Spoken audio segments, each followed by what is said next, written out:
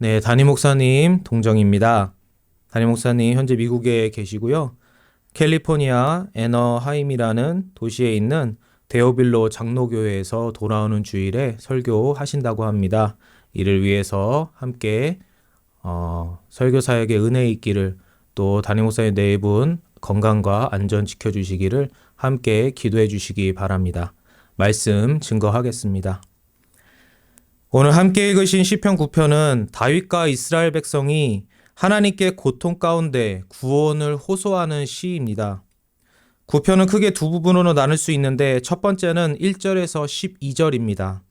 1절과 2절에서 다윗은 하나님을 찬양하는데, 그 이유는 3절과 6절에서 과거에 하나님께서 원수를 심판하시고 다윗을 구원하신 일 때문입니다. 그래서 다윗에게는 하나님을 아는 지식이 생겼는데, 그것이 바로 7절과 8절 말씀으로써 여호와 하나님은 공의와 공평으로 세계 만민을 심판하시는 분이시라는 것이며, 그러한 심판을 통해 9절과 10절에서는 압제와 환난 가운데 있는 자들을 구원하시어 그들의 의지가 되시는 분이시라는 것입니다. 그래서 다윗은 1절과 2절에서는 자신만이 하나님을 찬양했다면, 이제 11절과 12절에서는 이스라엘 백성에게 함께 하나님을 찬양할 것을 선포하고 있습니다. 이처럼 과거에 자신을 구원해 주셨고 이스라엘을 구원해 주신 하나님을 아는 지식을 바탕으로 다윗은 13절에서 20절까지에서는 현재 당하고 있는 고통 가운데서 구원해 주시기를 하나님께 호소하고 있습니다. 좀 더 자세히 살펴보면, 먼저 2절에서 다윗은 지존하신 주의 이름을 찬송하리니 라고 말합니다. 여기서 이름은 하나님의 호칭을 의미하는데, 하나님의 이름은 하나님의 존재를 계시합니다. 그리하여 하나님의 이름은 하나님이 어떤 분이신지를 우리에게 알려줍니다. 그러므로 하나님의 이름은 하나님의 존재입니다. 다윗은 하나님의 존재가 지존하시다라고 고백합니다.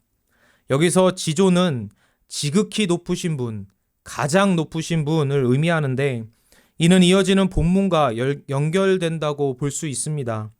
4절을 보시면 보좌에 앉으사 의롭게 심판하셨나이다 라고 말씀하며, 7절을 보시면 심판을 위하여 보좌를 준비하셨도다 라고 말씀합니다.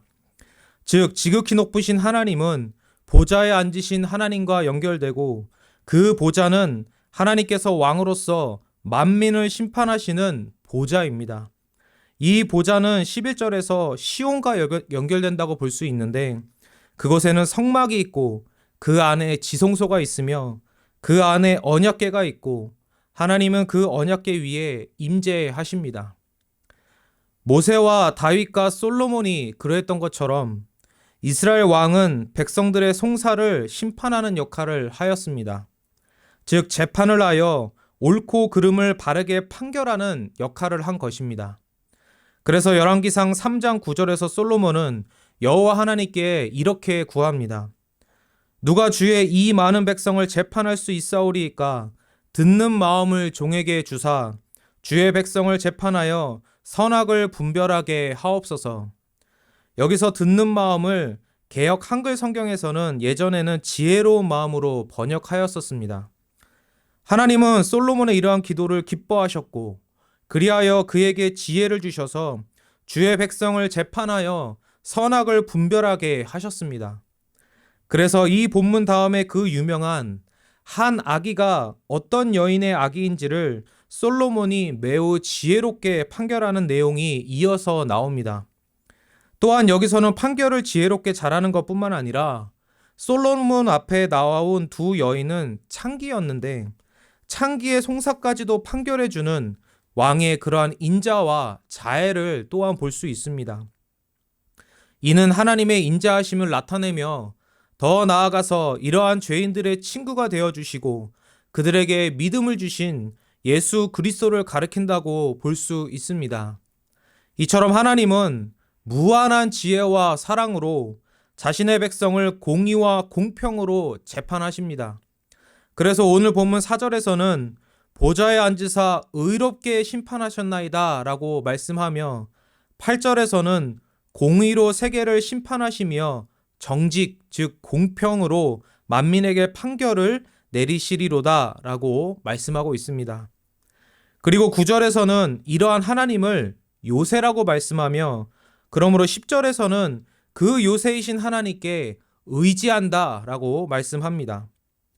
왜냐하면 하나님께서 공의와 공평으로 공정하게 재판하신다는 것은 원수, 이방 나라, 악인에게는 심판과 멸망이지만 하나님의 백성에게는 구원이기 때문입니다. 악인이 심판을 받는 이유는 17절 말씀과 같이 하나님을 잊어버린 자들이기 때문입니다. 그들이 하나님을 잊어버린 이유는 시편 1편에 비추어 보면 하나님의 율법을 버렸기 때문입니다. 하나님은 그들에게도 하나님을 알만한 지식을 온 세상 만물뿐만 아니라 그들의 속에도 두셨습니다. 온 세상 만물이 그들을 창조한 창조주께서 계심을 증거하고 있으며 그들의 양심이 법에 따라 공의로 공정하게 심판하시는 심판주가 계시다는 것을 그들에게 계속 알려주고 있습니다. 그러나 그들은 죄로 오염되어 이러한 하나님을 아는 지식을 노골적으로 무시하고 짓밟았으며 그리하여 하나님을 잊어버렸습니다.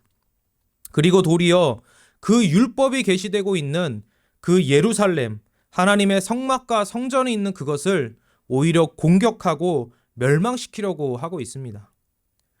그리고 하나님을 잊어버린 그들은 시편 2편의 말씀과 같이 여호와 하나님과 하나님께서 시온에 세우신 그분의 아들, 그 왕을 대적하게 되었습니다.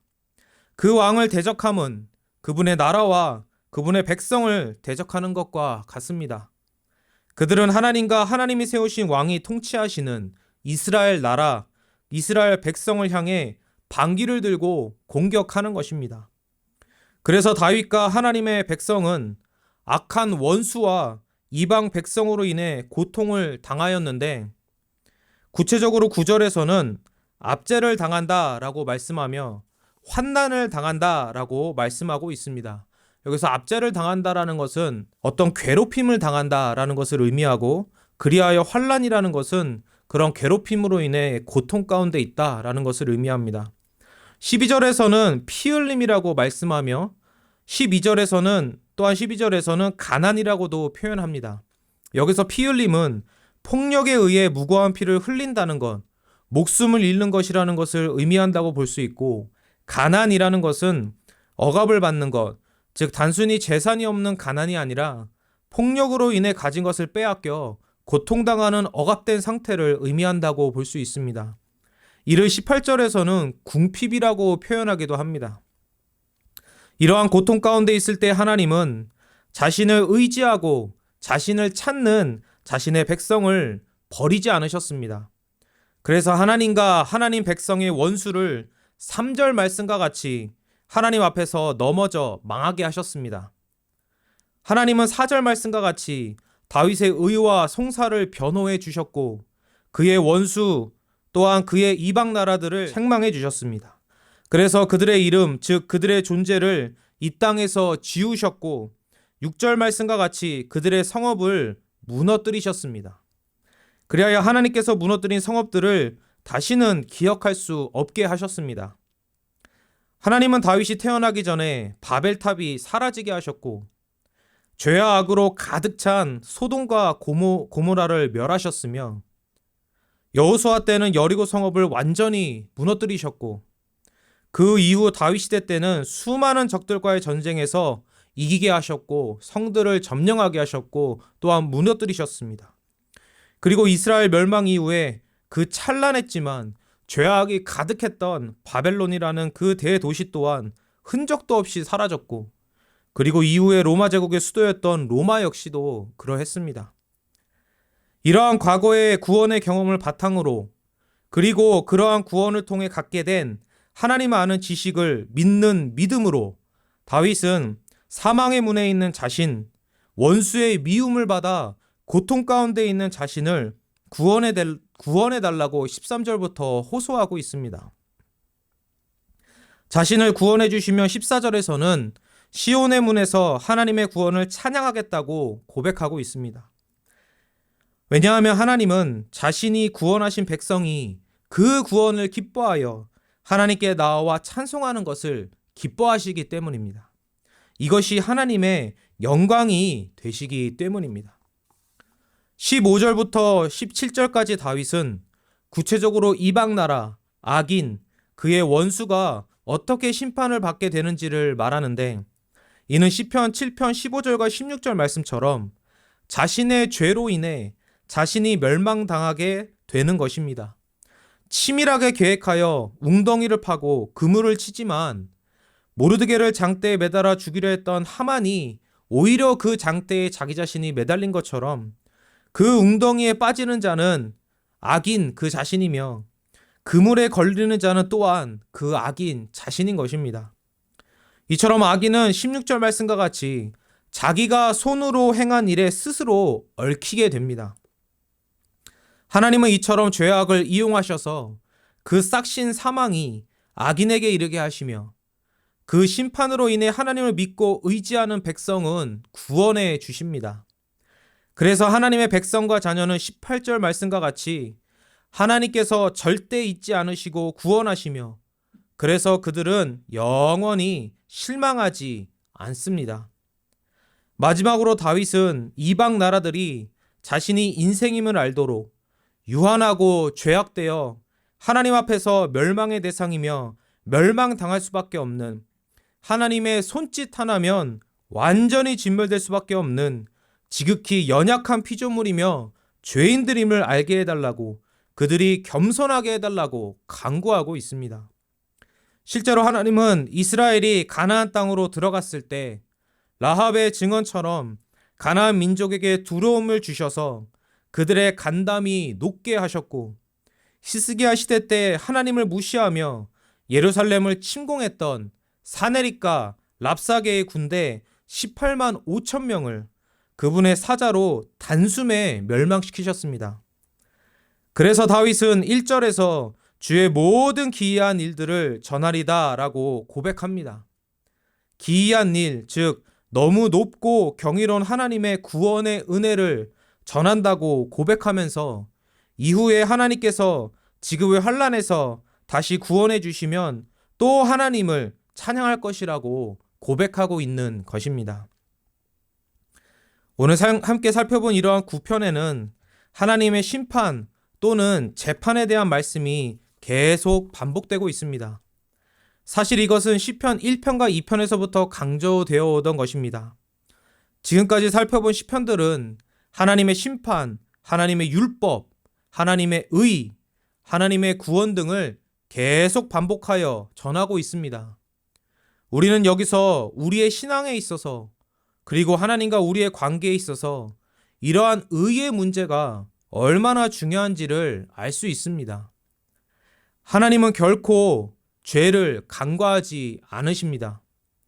이는 우리의 죄도 마찬가지입니다. 하나님은 죄를 반드시 심판하시며 궁극적으로 죄인을 영원한 멸망에 이르게 하십니다. 그래서 죄의 문제를 해결받은 것은 우리의 전 존재에 있어서 가장 중요한 일입니다. 하나님의 심판보좌 앞에서, 그 재판석 앞에서 무죄를 선고받느냐 아니면 유죄를 선고받느냐의 문제는 우리에게 가장 중요한 문제인 것입니다.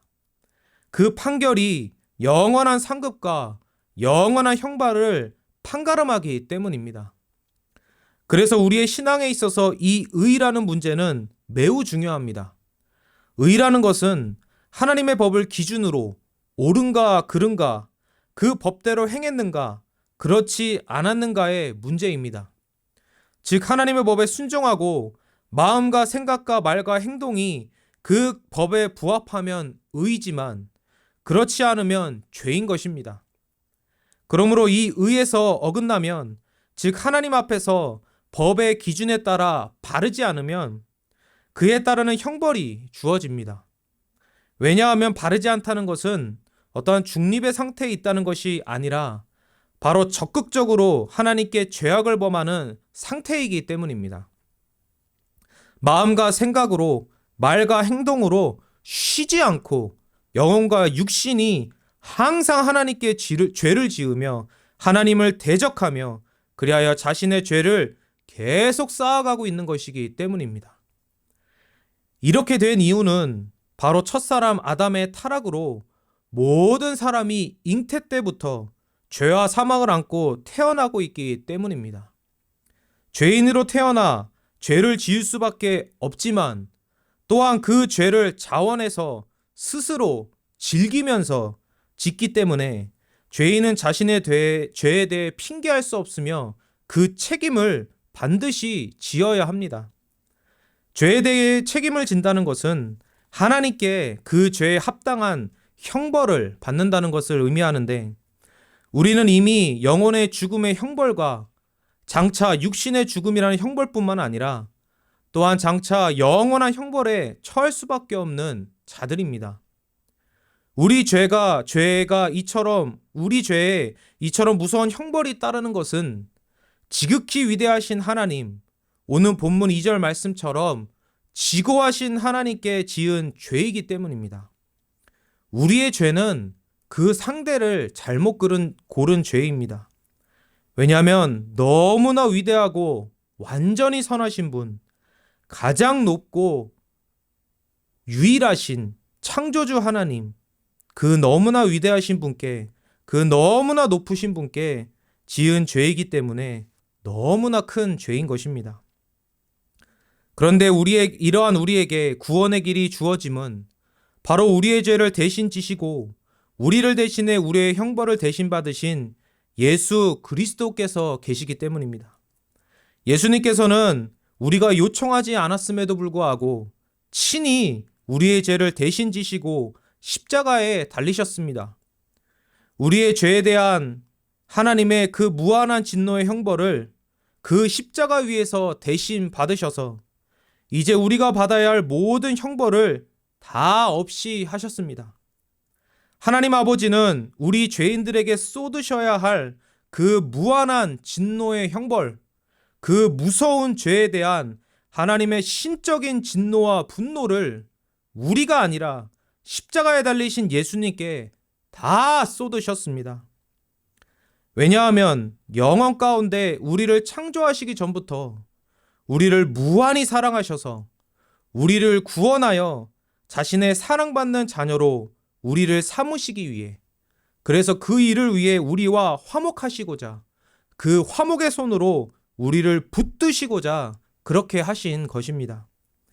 그리하여 십자가 위에서 우리를 향한 하나님 아버지의 사랑이 확증되었습니다. 십자가는 하나님의 진노와 분노가 쏟아진 자리이지만 흑암 가운데, 그렇지만 또한 우리를 향한 하나님의 사랑이 확증된 자리입니다. 영원히 지옥에서 우리에게 쏟아져야 될 그 신적인 진노가 십자가 어둠 가운데 3시간 동안 완전히 다 쏟아졌고, 그리하여 다 우리의 형벌이 저주가 끝났으며, 그런데 그 일이 또한 우리를 향한 아버지의 사랑이 확증된 자리가 된 것입니다. 또한 예수 그리스도께서 그 십자가 위에서 하나님의 무한한 진노를 쏟음받으셨음에도 불구하고 그리스도의 그 인성이 진멸하지 않았던 이유는 바로 십자가에서 인성에 따라 형벌받으신 그분이 또한 신성에 따라 하나님이셨기 때문입니다. 예수 그리스도는 십자가에 달리신 자신의 인성을 자신의 신성으로 성령을 통해 붙드셔서 진멸당하지 않게 하셨고, 그리하여 우리가 받아야 할 그 형벌, 그 무서운 형벌을 다 받게 하신 것입니다. 하나도 빠짐없이 다 받게 하신 것입니다. 또한 이처럼 죽기까지 하나님 아버지께 순종하신 그 완전한 순종, 하나님의 법에 온전히 순종하신 그 순종으로 인해, 그 의로 인해 우리의 구속을 완전히 성취하셨고 우리의 구원을 위한 의를 완전히 다 이루셨습니다. 그래서 우리는 그 그리스도의 의로 하나님의 모든 진노와 분노에서 구원을 받았고 하나님의 사랑받는 자녀가 되었습니다. 왜냐하면 하나님의 재판 자리에서 무죄하다 선고받았고, 또 하나님 원하시는 그 의의 기준에 부합하여 완전히 순종한 자로 인정받았기 때문입니다. 그러므로 우리에게 메시아 구세주는 예수님밖에 없습니다. 단지 사람만으로는 이러한 값, 그 형벌을 감당할 수 있는 존재는 없기 때문입니다. 우리는 인생에 있어서 가장 큰 문제, 가장 중요한 문제를 해결받은 하나님의 자녀들입니다. 우리가 하나님의 법정에서 예수 그리스도를 믿음으로 의롭다 여김을 받게 된 것은 이 땅에서의 우리의 인생뿐만 아니라 영원한 우리의 삶을 지옥에서 천국으로 옮기게 된 엄청난 사건입니다. 우리는 예수 그리스도의 의로 의롭다 여김을 받게 되었고, 예수 그리스도의 의로 자녀가 되었으며, 예수 그리스도의 의로 모든 죄를 용서받고 영원한 형벌에서 건짐을 받았으며, 예수 그리스도의 의로 죄와 사망과 사탄의 세력을 이기고 예수님과 함께 보좌에 앉게 된 놀라운 은혜를 얻게 되었습니다. 이러한 그리스도의 의가 있기 때문에 우리는 하나님을 우리의 요새로 삼아 그분께 피할 수 있고, 어렵고 힘들 때, 고통당할 때, 압제 가운데 힘들 때, 악한 사람들의 핍박을 받을 때 하나님께 피하여 하나님을 의지함으로 하나님께 구원을 받을 수 있습니다. 우리는 그리스도의 의가 있기 때문에 최고의 재판장이신 하나님 앞에서 무서워하지 않고 담대히 하나님께 나와 오히려 자녀로서 의를 호소할 수 있고, 또한 우리의 원수를 향하여 의의 의로운 처분을 호소할 수 있는 것입니다.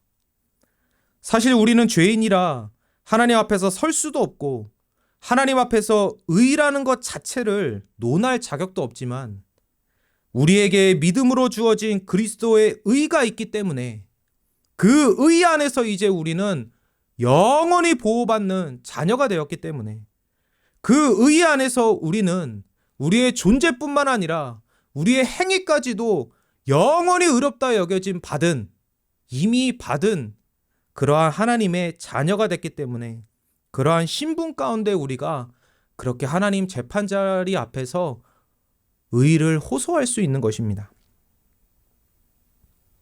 그래서 우리는 우리의 죄와 자녀라는 신분 안에서, 우리의 의와 자녀라는 신분 안에서 우리를 대적하는 모든 자들에게 보호를 받을 수 있는 것입니다. 오늘 함께 살펴본 시편 9편뿐만 아니라 그 앞에 나오는 시편을 통해서도 우리가 알 수 있는 것은 하나님의 백성과 그들의 원수 사이에 얼마나 치열한 전쟁이 일어나고 있는지입니다.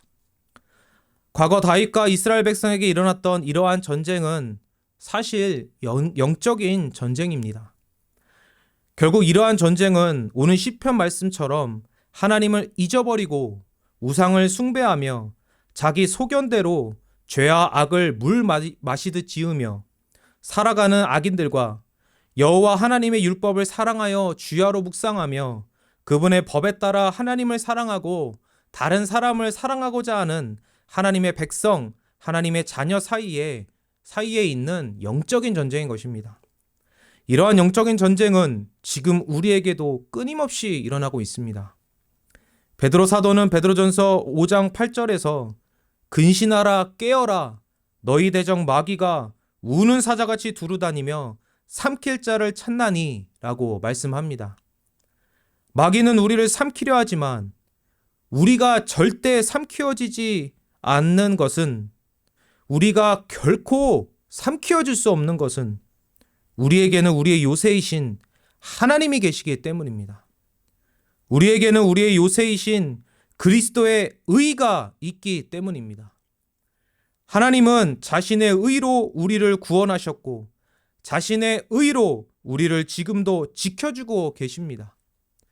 마귀는 끝없이 우리를 죄로 유혹하여 우리를 하나님 앞에서 참소하고 사람들을 충동하여 우리를 괴롭히려 하고 그리하여 멸망에 이르게 하려고 하지만, 하나님은 자신의 의, 그리스도의 의로 우리를 지켜주시고 보호하시며 그 의로 승리하게 하십니다. 스가랴 3장 1절에서 5절 말씀입니다. 대제사장 여호수아는 여호와의 천사 앞에 섰고 사탄은 그의 오른쪽에 서서 그를 대적하는 것을 여호와께서 내게 보이시니라. 여호와께서 사탄에게 이르시되 사탄아 여호와께서 너를 책망하노라. 예루살렘을 택한 여호와께서 너를 책망하노라.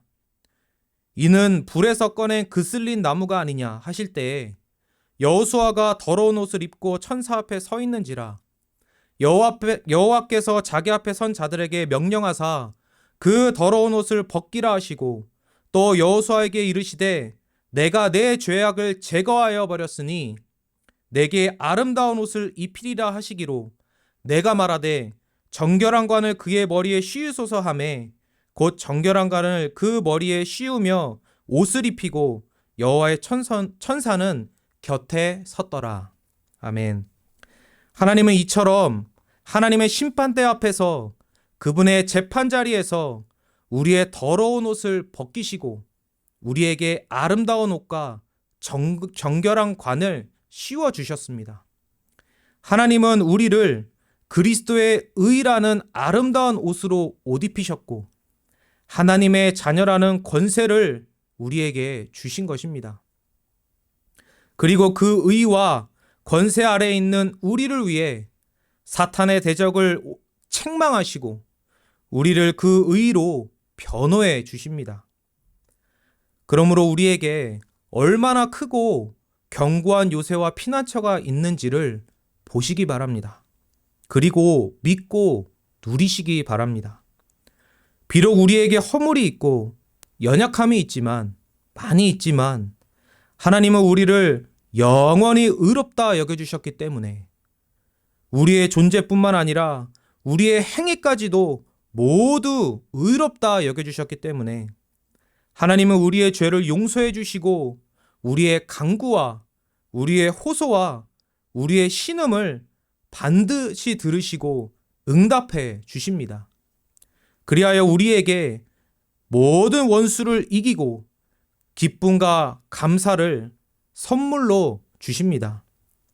하나님께서 주시는 이러한 은혜를 항상 풍성히 누리시며 이러한 하나님을 알게 된 이 놀라운 복 또한 우리의 영원한 그 형벌이 사라지고 천국에서 영원히 하나님과 은혜의 삶을 누릴 수 있는 그 복, 그 우리 삶의 근본적인 문제가 해결된 그 은혜를 항상 믿고 기억하시며 감사하며 기뻐하시는 저와 여러분이 되기를 간절히 소원합니다.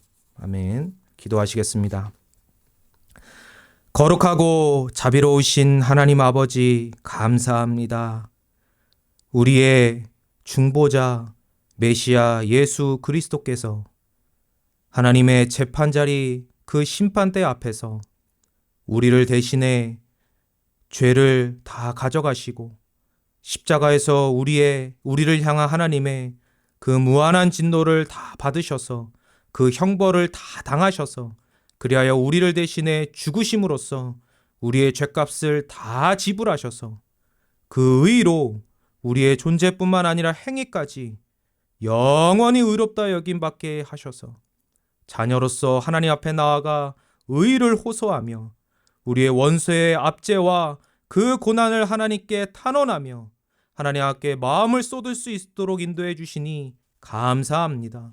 또한 그 의 안에서 우리의 기도를 들어주셔서 그 기도에 응답하심으로 다윗을 또한 이스라엘 백성을 구원해 주신 같이 또한 이 시대에 이 치열한 영적 전쟁 가운데 있는 우리 또한 구원하시고 건지시고 이기게 하시고 승리하게 하셔서 그 승리의 찬양을 하나님께 드림으로 하나님께 영광 올릴 수 있도록 큰 은혜 베풀어 주시니 감사합니다. 이러한 승리가 우리 십자가지기 교회와 또 우리 한국교회와 세계교회 위에 크게 많이 있게 하여 주옵시고 또한 미국에서 사역하시는 담임 목사님의 그 사역 가운데서도 이러한 승리의 역사가 크게 있게 하여 주시옵소서. 매일의 삶 가운데서 우리의 신음과 우리의 간구와 우리의 기도를 항상 들어주시고 항상 승리로서 하나님이 주시는 그 의의 승리로서 하나님께 항상 영광 올릴 수 있도록 저에게 큰 은혜 베풀어 주시옵소서. 감사드리며 거룩하신 주 예수 그리스도의 이름으로 기도드립니다. 아멘.